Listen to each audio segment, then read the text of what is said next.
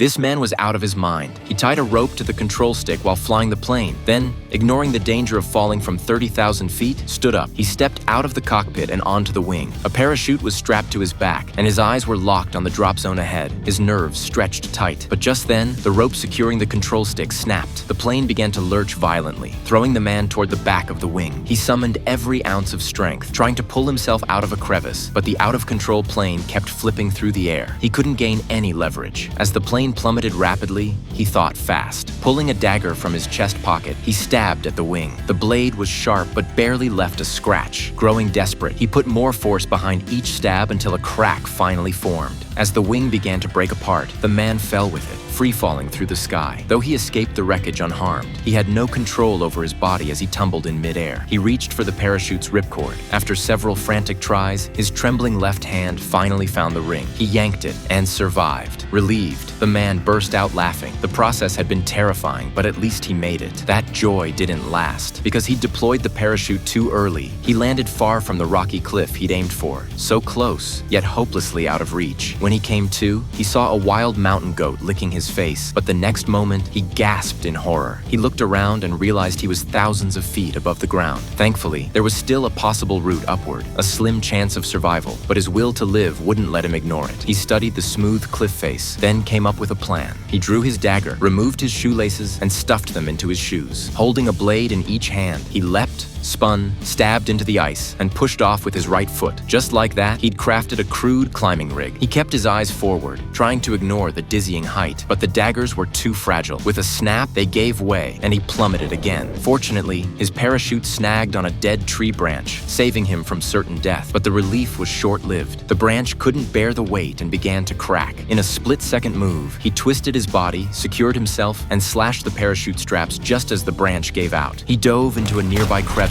with milliseconds to spare. Staring at the torn parachute shattered on the ground, he broke into a cold sweat, even in sub-zero temperatures. Just as despair threatened to consume him, a soft, glowing silhouette appeared above, catching his eye.